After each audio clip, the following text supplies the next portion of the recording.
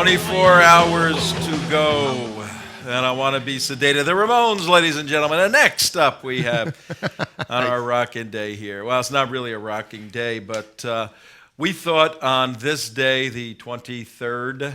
Is it the 23rd?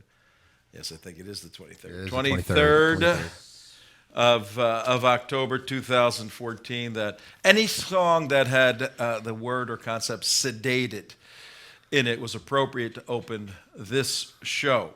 And, you know, we usually are highly prepared with the script and all that stuff. Well, this is kind of winging it today. And I just wanted the guys here and myself to think through what occurred yesterday in Canada. And then 2 days earlier, these violent attacks that may or may not, according to the president, be terrorism. And we're gonna allow the audience, the listening and viewing audience, to kind of walk through our thought processes on this. And as the Ramones opened the show with 24 hours to go, I want to be sedated. Our view is that too much of America, too much of American elite, too many of the politicians, too many of the political leaders, too many of the policy makers want to be sedated, whether it's 24 hours to go or 24 days or 24 months to go, want to be sedated when anything Islamic happens in a negative way in the Western world. And folks, until such time that we remove the sedation from our body, we remove the scales from our eyes, we remove the blinders from our heads, we're not going to be able to defeat a vicious enemy that is not sedated. They know clearly and completely what they're trying to accomplish, and this enemy is determined. You could have all the challenging and hyperbolic statements you want coming out of the Canadian Parliament and out of the chambers of Congress. You know, oh, we'll never be defeated. Oh, we have great stuff. Until you come up with an actionable plan to defeat and destroy the Islamic Jihad here in America and elsewhere, they win. It's that simple. Right. We want to illustrate that point today with a very sad situation that occurred yesterday. And look, most probably, folks, this is going to be in the West, in America. It certainly is in Israel, the new normal. We're going to have attacks by Muslim people who are not insane, who are not crazy. They are warriors. They view themselves as mujahideen, as holy warriors. Their leaders have announced a holy war. They've given them theological justification. I can read it right here in Reliance of the Traveler. I will a little later. Theological justification to kill any non-Muslim in a country that is at war with Islam. So these are not insane people. When you look at the offender, and we're going to look into this in detail and conclude, oh, criminal, insane, nothing to do with Islam, you're doing a disservice to your country, to your family, to yourself, and to the military individuals like Nathan Cirillo, who was standing in front of a war monument, guarding it somewhat symbolically, and got shot in the damn back. Unbelievable. So anyway, Tom Trento, 23 October, 9 minutes after 4 o'clock. Hi, guys. Rough stuff, Right. These things. No matter how many times we report on it or analyze it or argue about it, very, very difficult to see a great guy like that get shot in the back, you know. Yep, there he is. Yeah, what is that? That's a picture of him. Moments before he was shot. Moments before he was shot. No mic. Me, no mic. All right, what'd you say, David? I said that was taken minutes before he was killed. That picture right there with him guarding, literally Right. minutes. For you guys driving in your automobiles at 10 minutes after 4 o'clock, Nathan Cirillo, a member of the Canadian military, 24 years old. There's a picture of him right there. We have a picture of him holding a German Shepherd. He loved German Shepherds. Big dude, big guy. 6'4", wasn't he? 6'4", you know, the prototypical military warfighter. We have pictures of him. Go to unitedwest.org when you get home and watch the show.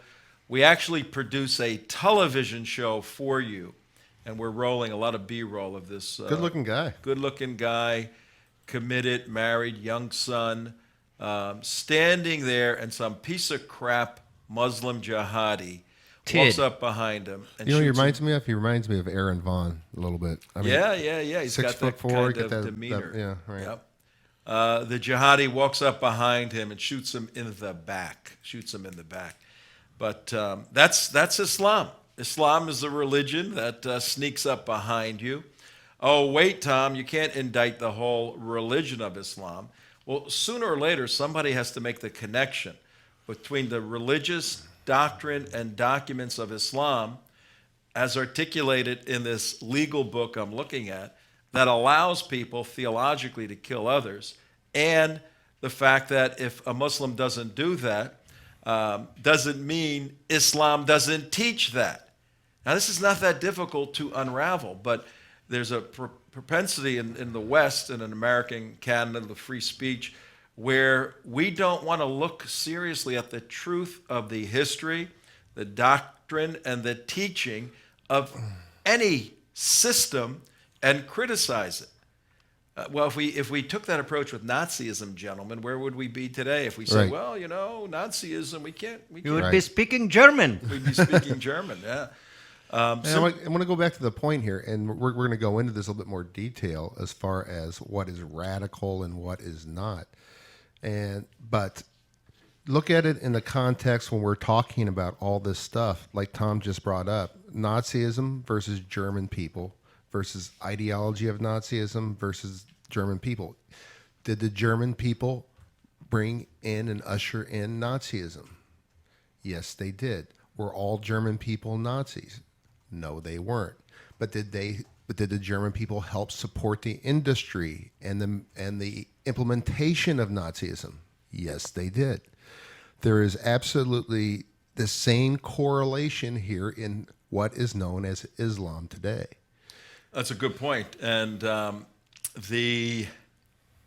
I got from one of our sources in Washington, D.C., I got an email this morning, Mark, that builds on that point. And I want to go through it in a minute. But as we weave through this horrible situation where there's a country in mourning right now, country of Canada, our brother and sister country to the north, as funny as those folks may speak, we love them. And it's a tiny country. I mean, there's 30 million people, I think, in all Less of... than a tenth of ours population. But it's twice the size. It's land mass twice the size of the United States, but you got to be a moose to live in 80% of the country. Right. And a lot of moose people that live up there. They really do. But only about 30 million people. There's 5 million more people in Los Angeles, in California, than there are. California's about 35 million, Canada 31, 32 million. So it's not a large country that way, and still ruled, people don't realize this, by whom? It's not The Queen. ruled. It is It's- not it's- ruled. It's ruled by the Queen of England. No, it's not It's ruled. Technically, It's it is. ceremonial. No, that's a little bit more than that. No. But I mean, if she wanted to, she could, but she doesn't, and she just kind of like, yeah, do your own thing. She formally is still in charge of that country there, but she kind of lets them do whatever they want to do. And they got a pretty good prime minister right now. Oh We'll yeah, see how Harper's fantastic. I see how like he him a works lot. his way through this. But today's show, Tom Trento here with Mark and Damon and a whole bunch of other people in the studio, 15 minutes after 4 o'clock, WSBR. That's our commercial radio, commercial-free radio, on a commercial terrestrial station. We have a studio in Boca Raton. There's an antenna somewhere in South Florida. Electronic goo shoots out all over the place. And if you have a unique special decoding device, Goo decoder. Right? known as a radio, you can listen to us in your automobile or on your Walkman with your headset. Walkman. God, how old are you, Tom? What? You don't use a Walkman every day? A Walkman. My grandkids bought me one years ago. I still can't figure out how to use it. Well, that was back when you were listening to the Ramones on the radio on The your Walkman Walkman. replaced the boombox that you used to put on your shoulders and walk like that. Somebody said, we can make that smaller.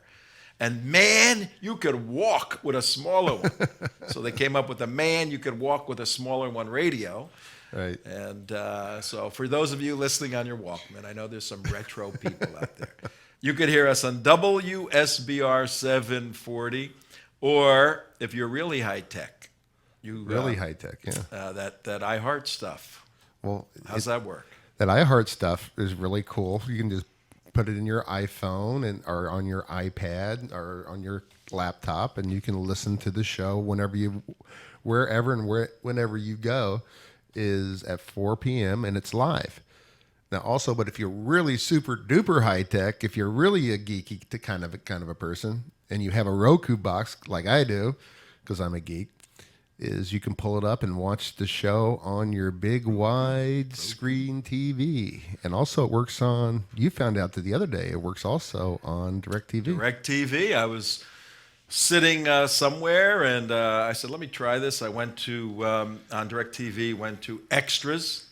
Yeah. And when you hit Extras, it says YouTube. Went over to YouTube and I plugged in the name of the show. Right. You can go to the website and all of that, but plugged in the name of the show. Boom. And it searched, found the show, and I pushed it, and there were some other people floating around where I was, and they said, that looks like you on the big screen there. I said, yeah, it sort of Kinda does, doesn't it? You know? Man. And on the Roku, you actually go in and just look for the YouTube channel and pop it up, and it's Right I tell you there. what, it is so Simple. cool. It is so simple, so cool. And what's even cooler about it with the Roku thing, if you search on YouTube and on your, let's say you have an iPhone and you're looking for a video and you find it and you say, you know what, I'd like to play this on my big screen TV, and you hit the button and it plays on your big screen TV. You don't even have to do anything extra. It just plays automatically. It's so cool. Unbelievable ways to watch or listen to our show, because we bring you all things defending the United States Constitution. Today we got our sister country behind me, the United States and Canada.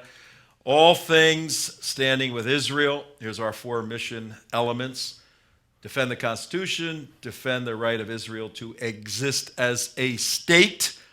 I'll have a little more about that. A lot of people think that the world's problems are caused by Jews who are building homes in Judea. Right.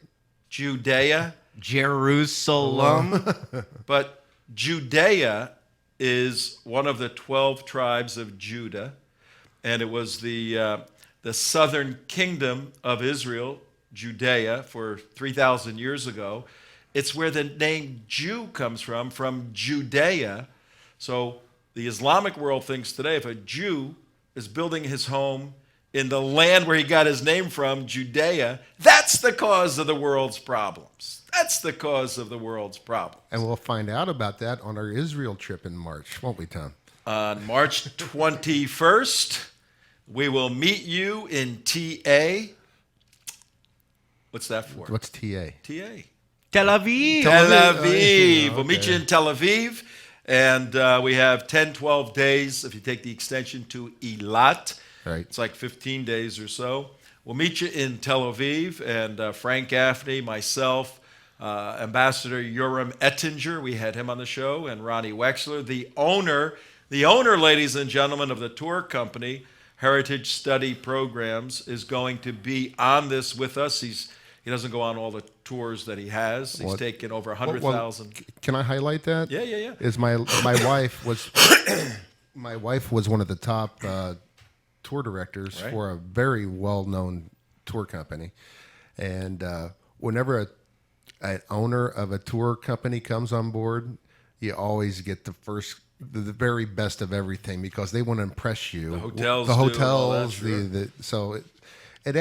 I know it doesn't sound like a big thing to most people, but to me, it actually adds another layer. Oh, that's really cool, because you're going to get a little bit better treatment and everything. Yeah, he came with us on the last one, and when we walked into the the restaurants and the hotels, the Manischewitz came off the table, and the good wine, the good Israeli wine went up. Wait a Never say second. I anything. thought the Manischewitz was the good wine.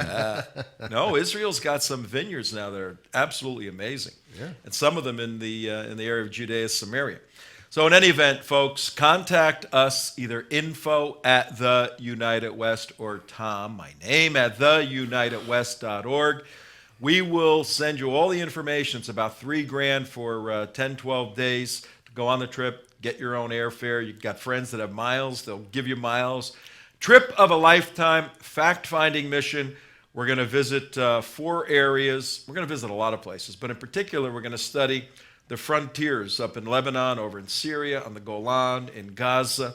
We're going to look at the geopolitical and national security dynamics going on there so that we can come home, be better equipped to educate people on why, from a national security perspective, we got to stand with Israel. Case closed. And Jay Sekulow on yesterday's show made that point extremely well. And he represents the nation of Israel in some of this warfare, lawfare. And I was looking at the airfares.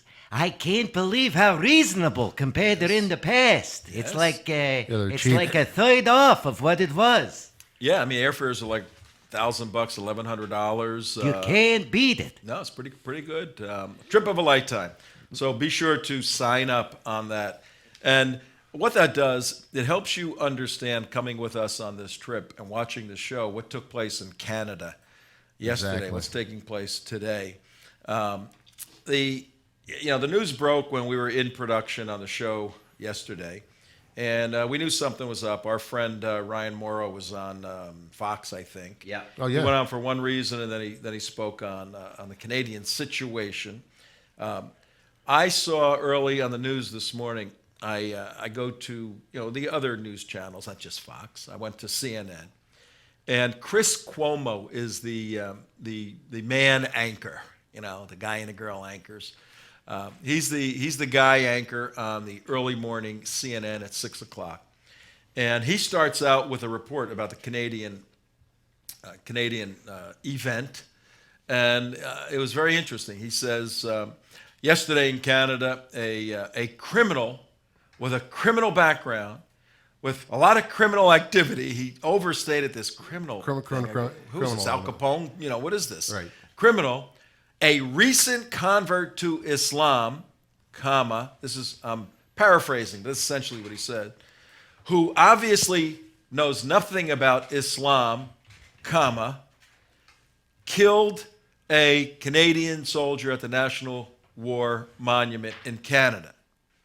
Now, let me deconstruct that statement by Chris Cuomo to show you folks the problem we're facing here. Instead of allowing the facts themselves to talk for the reality of the situation, Chris, and I'm sure my opinion here, he's mobbed up with Muslim friends or donors somewhere to go out of your way and say that this individual, what's his full name, Damon? You got it up there? Oh, the bad guy? Yeah. Yes, his name is Michael Zihaf Bibo. And he was born with a different name. We'll get into that in a second. Michael Joseph Hall. Michael Zihaf Bibo. To say that he obviously doesn't know anything about Islam, what does that say about Chris Cuomo? I mean, how do you say, as a reporter, 12 hours removed from this thing, this guy obviously doesn't know anything about Islam? What does that indicate? Idiocy. Well, it complete indicates, stupidity, yeah. answering my own question, it indicates the fact that someone's serving as an apologist, someone's defending Islam on CNN, which that seems to be their job these days, to defend Islam, before Right. allowing the facts to speak for themselves. Wouldn't it be more accurate as a reporter to say, following what he perceives Islam to be, or following the doctrine of the Islamic State, or just say nothing? Just say he shot, a guy who converted to Islam, But shot yeah, a soldier. they have to put all these adjectives You into don't have it. to qualify it yeah. either way. When you start to qualify it, you're revealing what you're doing. And then my opening statement was, We are not going to be able to deal with this problem until we can identify the cause of the problem and name the enemy the enemy. 25 minutes after 4 o'clock, Tom Trento, WSBR 740. Today we're talking, we always have a big idea for the show, folks. We have, the big idea is the attack in Canada, I'm reading from our notes here, Right. is the new normal. Get used to it, you jihad-denying dummies. Well, if you take a look at the guy before Cuomo started saying this, pull up the picture of him if you would. The guy's got an absolute full Sharia Oh, compliant. you're profiling, Damon. You're profiling. Let's take a look at him. Okay, if that doesn't look like Islam has a little something to do with it, you don't get any more Sharia compliant a beard than that. No full ungroomed mustache, or a full ungroomed beard, no mustache, a la Muhammad. All right. And how can this guy here look at this guy, and make that rational decision and say, "Oh, I'm sorry, this I have seen nothing about this guy that makes any difference as far as Islam is concerned." Come on, give me a break. I mean, the reporter from I'm sorry to keep going back CNN. to CNN is Chris Cuomo. it's just ridiculous, Tom. It Yeah, really is. what we're doing for the driving folks, folks on the radio, is we're switching back between the smiling, handsome Chris Cuomo and Michael Zalouf-Balou. Zihav Bibo. Zihav Bibo. It's interesting. We've got to find out what that nomenclature, that name is all about. But Well, his father is Algerian. His mother was Canadian. so I was an In Algerian. fact, his father, from what I understand, was fighting in Libya with the rebels in 2011. So for all we know, his father was in on Benghazi. He doesn't. Yeah, he doesn't know Islam. His father. So his father's obviously a Muslim, Algerian Muslim. Seems to be. I mean, he may be just a sympathetic. Well, who else is fighting with with the Libyan rebels He may in be a 2011? sympathetic atheist. Who knows? Yeah. Well, Imam Abdullah. Well, if his father's he's a revert. Well, Yes, yeah, he is a revert. If his father's a Muslim, He is a Muslim, just like your president. And then he so- might not admit it, but because your president's father was a Muslim, your president is Muslim, so he is an apostate in my view. Yeah, but then he didn't revert back. He's always been a Muslim. He is just an Well, apostate. He's now simply following the doctrine of Islam a little more. Or your president is practicing taqiyya and Could just be. lying to all of you. Could be, but here's a point of interest for our viewers and listeners. Put the picture back up of Michael Bibo here. Now look, it's essential in the United States. We're in a state of war, folks. The world has become declared by Islamic jihadis as Dar al-Harb, the state of war worldwide. And because of that, there are certain hot areas, and the West is becoming a hot area. It's essential, if you're concerned about your own personal security and that of your family, to learn some of the visual metrics, the visual identifying elements to see if a guy's a good guy or a bad guy. Two of them that we talk about all the time is a big, gigantic bump right here on their head, Called a zabib, all right. a zabibub. And what that simply is a prayer bump. And it means you are Headbanging. you're a headbanging Muslim. You are so, pious. You're just a pious Muslim. you're very, very pious, and you are praying 5 times a day, but you're hitting the ground very hard. You're very Sharia compliant. And studies have shown that to the degree you're Sharia compliant, it's to that degree that you are willing to attack non-Muslims in this state of war we're in. The more Very kinetic simple. you become, right? What study? One of the greatest ones was the one done by Frank at Center for Security Policy and David over there, where they had teams of researchers go into a sampling of mosques in the U.S.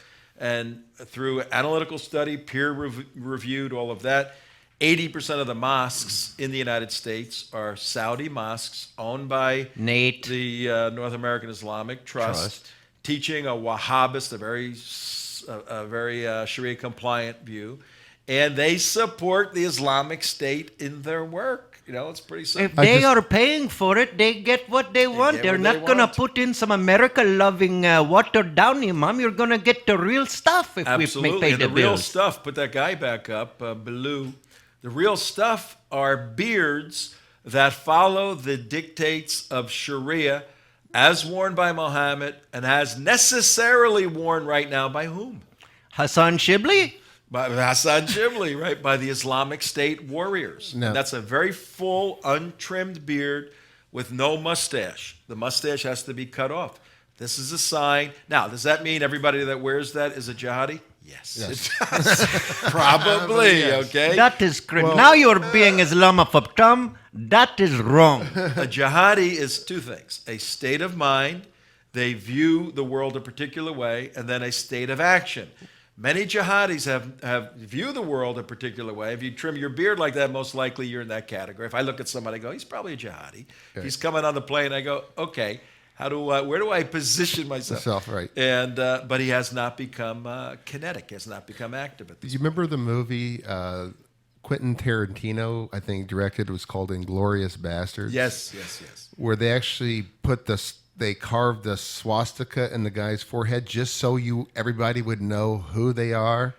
Well, that Zabiba bump on top of your head is kind of like that swastika that's engraved in their forehead. Like you're Charles Manson. It really is, because just majority of the time when you see that, that's just before they start going kinetic. This Look. is very Islamophobic on both your parts, because I can go to my mosque, show you 30 people with big Zobiba bump, and none of them have blown anything up. Look, you could, even if we want That's to just very scary. even if we want to do just 50%, our experience, our analysis, and folks we work with, it's pretty extensive, that whenever we've seen the Zabita bump, at least 50% of these people are Muslim Brotherhood operatives involved in some sort of support for some very real terrorist organization, whether it's Al-Qaeda, whether it's the Islamic State, whether it's Hamas, whether it's Hezbollah. I mean, that's the facts. So what do you do with those facts? Make believe they don't exist? Oh, you go, okay, there's a tie in there. 20, 24 4 hours to go. I want to be sedated. Put that music back on. We got a sedated world. Anyway, Yeah, I at 33 minutes after 4 o'clock, Tom Trento here on WSBR, 7:40 a.m. And we're just sharing our feelings today about Canada. There we go. People want to be sedated. Let me read this to you from our source, one of our deep throat sources in Washington. What? Tom Trento plays the Ramones? Yeah. I'm reading it. I got an email early this morning and on this issue. So there you have it. The email reads, even so-called conservatives. Oh, wait. I think I should start at the beginning, don't you think? Yeah, that would be good. All right. So I'm driving to work at 0 dark minutes while listening to local conservative radio station in the Washington, D.C. area. Both hosts were discussing, I'm reading from an email I got from a source in Washington. Both hosts were discussing yesterday's jihadist attack in Ottawa. One of them played Hussein's comments. He means President Obama. Yeah. Played President Obama's comments, which they then, I guess I could say this person works for the federal government. I guess that's Yes, okay you to can. say. Then criticize, which they then criticized for being too vague and for not mentioning radical Islam as a component thereof. So the talk show host said, the president didn't mention radical Islam. Then they opened the lines, the talk show hosts did, for callers.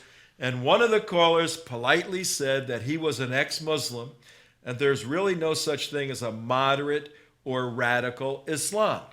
Okay, Right. Now for our viewers and listeners, I'm reading an email from a friend of ours who works for the federal government. He's listening to Not DC for long.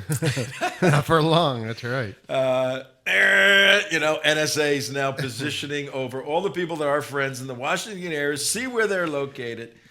You cannot have this kind of point of view and work for your government. We have cleaned them out. So the talk show hosts on this conservative station were criticizing Obama for not using the word radical Islam, right? Right. Because Obama doesn't use anything Islam. So then they open the lines. A Muslim calls in, former Muslim. He said to the talk show hosts, conservative talk show hosts, He said, well, guys, I'm a former Muslim, and there really is no thing as moderate or radical Islam. He said that Islam, speaking as a former Muslim, Islam is violent at its core, and it calls for the killing of apostates and infidels. Yes, This is true. That's There's a good nothing point. that Tom is saying that is not true. That's true. Okay, and I'm coughing again on the tail end of my cold. Well, that made both hosts very uncomfortable, and even went so far as to say, I keep having to mute you out mute me here. while I'm coughing, that they respectfully, the talk show host disagreed with the ex-Muslim, and the talk show host said, I have many Muslim friends that do not agree with hate, killing, and violence, and then hung up on the ex-Muslim. Well, needless to say, that ticked me off, said the person who sent me this. So, what are your thoughts on that, gentlemen? Well, is there any such thing as a normal, non-radical Nazi? Can you have a moderate Nazi? Well, you're equating Islam to Nazism. No, the ideology. Once you follow Islam to its fullest doctrine, not me saying it, Kutub saying it, Islamic experts saying it. Once you follow it to its purest doctrine, you must kill people. You must convert, submit, or die. We've all heard this. This is nothing new. You must chop off people's heads like ISIS is doing, like Muhammad did. Okay, this is what you must do. It is a purely violent and disgusting ideology when you get down to it. It is similar as the disgusting ideology Nazism was. Yeah, now, that's a very important point we need to make here at 37 minutes after. We're looking at the Canadian terrorist attack by a Muslim jihadi, and we're concluding that notwithstanding criminal background or any of that stuff, this is not an insane individual. This is an individual who has taken his marching orders from the dictates of the Islamic State. He's dressed like the Islamic State, which is calling for just in September. Watch this. In September, ISIS urges jihadists to attack Canadians. You will not feel secure in your bedrooms. That was September 21st.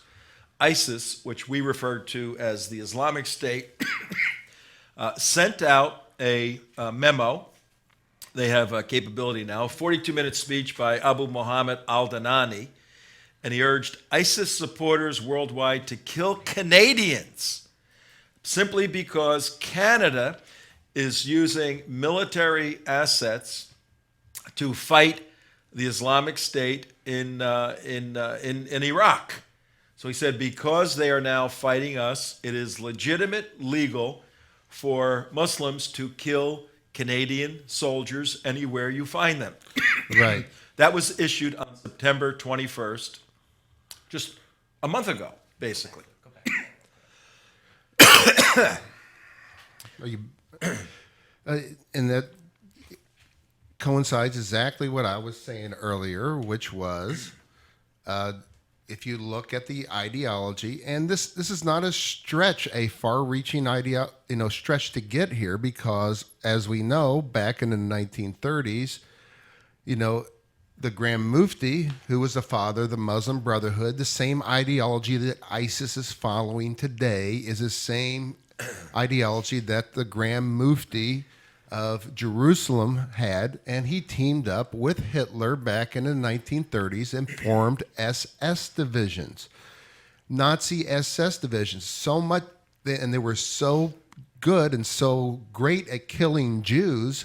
Hitler had Nazi SS death camp people come and learn how to kill these guys. It was like a mutual admiration society. Yes, it was. Now, and they formed a pact to. Now, what was supposed to happen if Hitler won World War II, the Grand Mufti was supposed to become the new leader of the the Führer of Middle East is what he was nicknamed, and he was going to get all area of the Middle East to be run under Nazi rule with Hitler because he was so efficient at exterminating and killing Jews. It is the Very same, very similar to the Islamic State. Absolutely. and so they wanted to set up the Islamic State in Israel. Now watch this unbroken chain. Mark just laid out the recent history. In terms of history, when you got Israel, it's 4,000 years in their own land. Islam, That is not 1,400 true. years. No, I know. It is Islamic land. I This know. is all garbage I'll history. give you 1,400 years, okay? So recent history, our lifetime, World War II, Nazism, we have a wonderful historic model to look at in terms of an ideology that has a theocratic element, and don't let people kid you.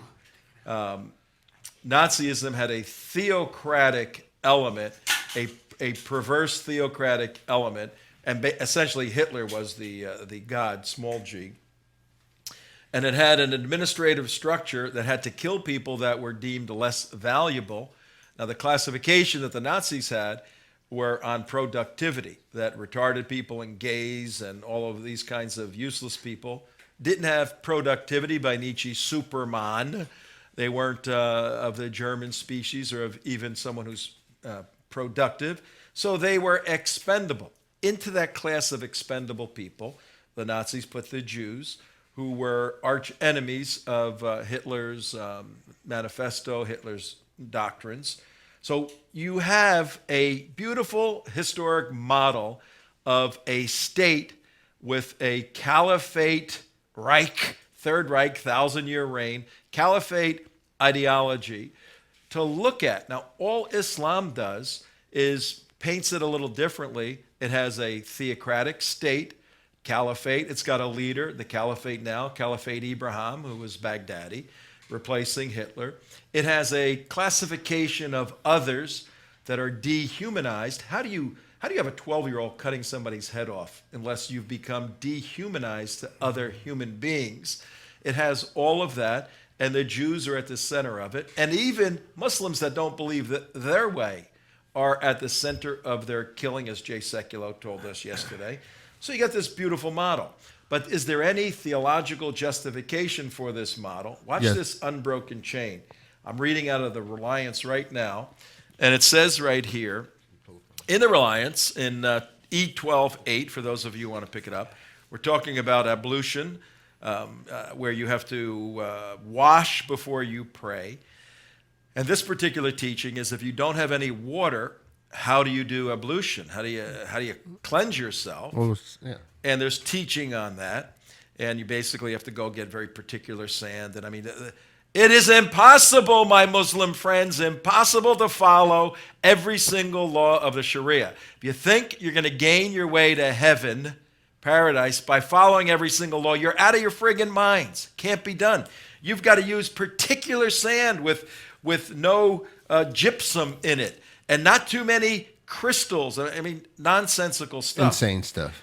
And if you don't follow this, you're violating the Sharia. So what's a quick way to get to paradise? Jihad. Jihad! Martyrdom, man. You bypass all this nonsensical laws here. But in one of these laws, in E12:8, it says that the second cause of the inability to use water, I'm reading out of Reliance, which is a real live legal guide for Islam. The second cause of the inability to use water is fear of one's own thirst, or that of worthy companions and animals with one, even in the future. And then there's a note. Worthy means those whose killing is unlawful, such as a trained hunting dog or other useful animals, while unworthy includes, here, note this, unworthy includes non-Muslims at war with the Muslims. It's okay to kill non-Muslims at war with the Muslims. It's Right. okay to kill apostates from Islam. It's okay to kill convicted adulterers. It's okay to kill pigs, and it's okay to kill biting dogs. Okay? Right. Just biting ones? This is the legal justification for behavior. If I were to read that and follow that, am I insane? No. Very interesting you're point. a good Muslim. I'm a good Muslim. Are good Muslims insane? Interesting point. But watch. Take the theological teaching, apply it on September 12th to the dictate by Abu Muhammad al-Danani, an ISIS commander, and he says, rely on Allah, and to the Canadians this is, September 21st, he says, rely on Allah and kill him, Canadian people, particularly military people, in any manner or way, however it may be. Do not ask for anyone's advice and do not seek anyone's verdict. Kill the disbeliever, whether he is civilian or military, for they have the same ruling. They are a non-Muslim at war with Islam. Both of them are disbelievers, the civilian and the military. Both of them are considered to be waging war. Both of their blood and wealth is legal for you to destroy, for blood does not become illegal or legal to spill by the clothes being worn. Fascinating. Well, it is, Tom. And when you take it from the theological to the actionable to the actually action, is you look at the original source where the theological version comes from. It's based on the Quran and on the Hadith. That book you have right there is agreed upon by many Muslim scholars, including, and if in the front of that book, it actually has the stamps of it. Stamp of approval. The stamp of approval by the Fiqh Council of North America. And when you come and you look, the Fiqh Council of North America, the IIIT, right there in the front. And actually, if you want to read that, that's actually pretty fascinating what they say this book is. And it says this is the certified, codified version of, the ones in yellow there, Tom. It says, Well, there's a bunch of it, but everything Mark is saying is, look, the point we're making here is... That wasn't, the point I was making was the Fiqh Council of North America directly is related to the Muslim Brotherhood, which we've been exposing, who works extremely close with CARE and who was at these Philadelphia meetings, the Palestinian committees. They're all interconnected and intertwined, you know. It's amazing. It really is. Here's the certification out of Al-Azhar, the seat, the Harvard, if you will, of Islamic Sharia, and dated to 1991.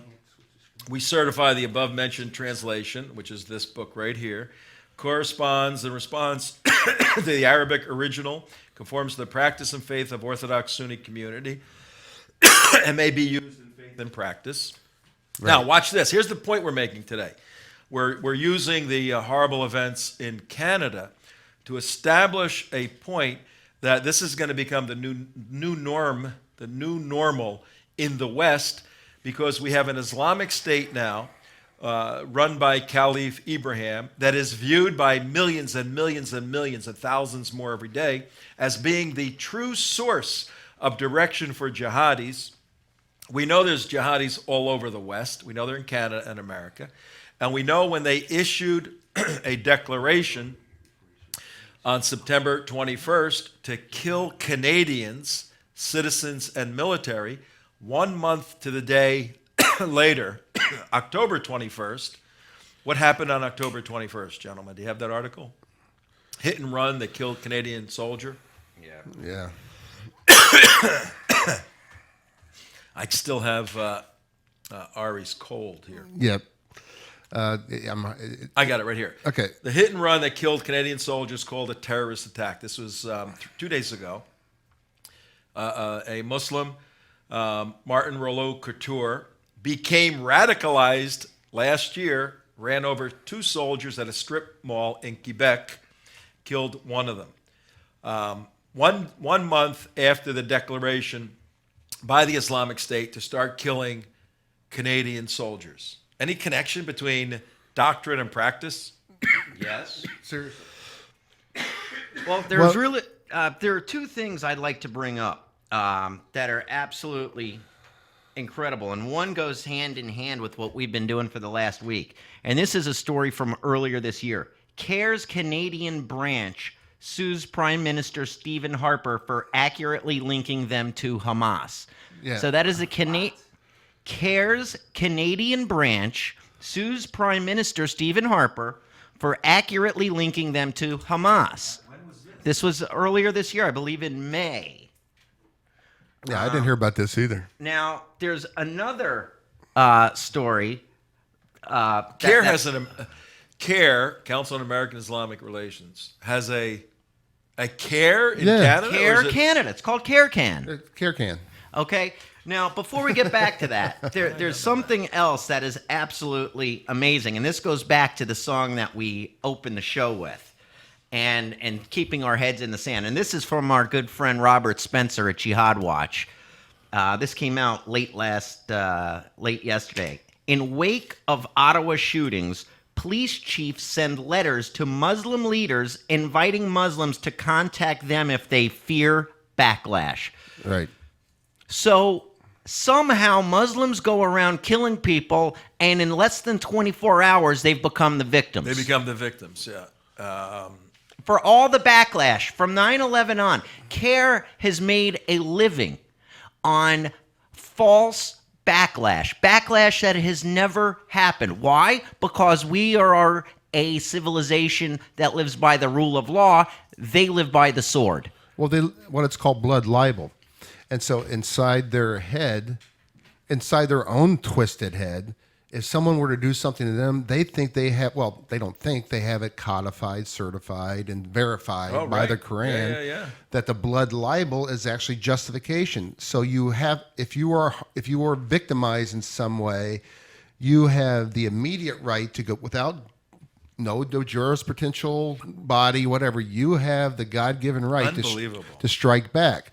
So that is the reason they're always like trying to over-sensitize this, that there's a backlash coming, because the Muslims believe that there is a backlash coming because of the attack, which they know is wrong, but they don't want to take responsibility for it. So therefore, they have to bounce the responsibility back to the Americans or to whatever society is happening to say, we're still the victims here because we didn't do it. You're just backlashing against the guys who did do it, and we're caught in the middle, which is not true, but No, they it's not believe true it. at all. If you want, I could read you just a minute I want from the let me CARE get the folks Canada. caught up Okay. here. I want to do that. Folks, today we have a little different show at 52 minutes after 4 o'clock. Tom Trento, your host. Name of the show, Enemies of the State. And today on WSBR 740, that's the radio station you're listening to right now on the left side of your dial. WSBR 740 AM. If you're watching this, you're either watching it at Tea Party Community. Yay, Tea Party Community. Go there, teapartycommunity.com. It is the alternative Facebook that allows a free flow of ideas. You don't get shut down. It's run by Tim Saletti. My and, people have no control over No, that that's one. right. Facebook, you say anything bad, we have you evicted. Tea Party, you get away with all the Islamophobic talk. Go there, friend me. I'm on Tea Party Community. You can Right. be my friend, Tea Party friend. Come on over for tea and crumpets. Are you listed as the Ayatollah of Islamophobia? I think I am. My fear of Islam is very great and very large. What we're doing today is we're looking at the sad events in Canada over the past 3 days. On the 21st of October, 1 month after the warning issued by the Islamic State telling civilians or telling the citizens of Canada to start telling the Muslim citizens of Canada, start killing the non-Muslim citizens of Canada, whether military or civilian, because Canada has entered into the war against the Islamic State. Therefore, they're culpable. 1 month after September 21st, when that dictate was handed down by the Islamic State, a jihadi drove his car into 2 Canadian soldiers, killing one of them 1 month to the day. Then 2 days later, the fella yesterday, Michael Zalouf Ballou, walks up to Nathan Cirillo, 24-year-old father of one, married military soldier, standing in front of the National War Monument, And this Balu jihadi walks up behind him, shoots him in the back, kills him. Then he goes about 100 yards. The Muslim warrior for the Islamic State, he's dressed that way. He was wearing a keffiyeh, the whole deal. Runs into the government building, what would be the U.S. Congress, similar in Ottawa, and starts firing there. But he runs into, what's the gentleman's name that he ran into? The soldier that. Sergeant of Arms. Oh, Kevin Vickers. Kevin Vickers. Michael Zuluf Balu runs into Kevin Vickers. Kevin Vickers, 58-year-old Sergeant of Arms. There he is on our screen right now. Sergeant of Arms, ceremonial position. You know, if one of the Wasn't ceremonial yesterday. one of the legislators gets out of line, he used to say, you know, sir, quiet down, please. Okay. Ooh, can You you know come what? to D.C.? You know what? So wait, hang on one second. So very ceremonial position. He wears a dress. You know, they all wear dresses up there in Canada, ceremonial clothes. But when push came to shove, Kevin Vickers, 29 years, Royal Canadian Mounted Police, rose to the level of superintendent of a division of the Royal Canadian Mounted Police, had his side arm under his ceremonial garb, and he shot and killed the Islamic State warrior, saving more lives. A true American and Canadian hero. You know, just give me an idea. What we're going to see is these more and more ceremonial positions, which were just there to remind you of a past that used to be really violent. Yeah. It used to be really chaotic, and now they're just kind of like token. They were kind of token positions, are now coming back to life again. They're saying, "Hey guys, these token positions where you had to have the sergeant at arms in the cabinet because people were killing each other, and all these ceremonial guards around the Palace of London." Kind of like swordsmen in Saudi Arabia. You know, all those ceremonial guards in the Palace of London, they were actually real at one point. All these positions are now starting to become real because of Islam is perpetrating violence across the world in a barbaric fashion like it was of yesteryear. Yep. Well, not to mention, right after this, someone jumped the White House fence. How are these single deranged morons getting over the fence? What if ISIS really showed up with 10, 20 guys and machine guns at the White House? I don't think the Secret Service that's working right now, no disrespect to these guys, but I don't think they could handle it. No, it sadly doesn't look that way by any means. And this is very difficult. And we wanted to let you in on our show today, where the three of us are just kind of discussing these issues.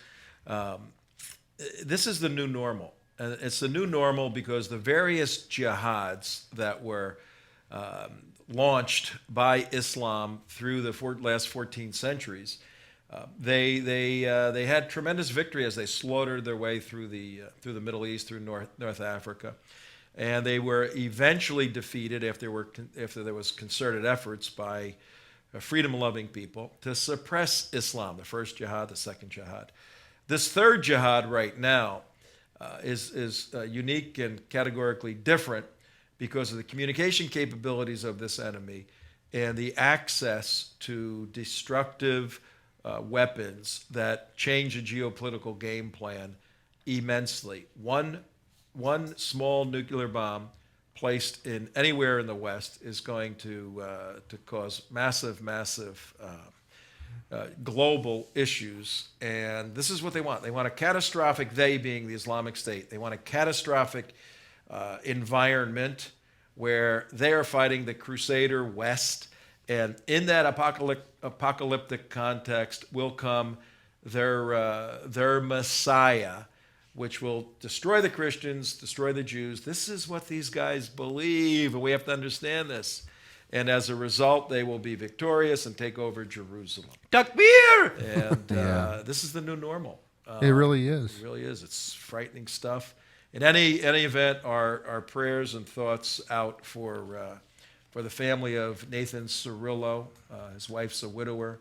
His parents lost a brave son. The country lost a brave warrior. And the jihadis are cheering right now because of that. But we'll be here. We'll let you know about this stuff. We got to go right now. And Yay, Canada, Take it easy.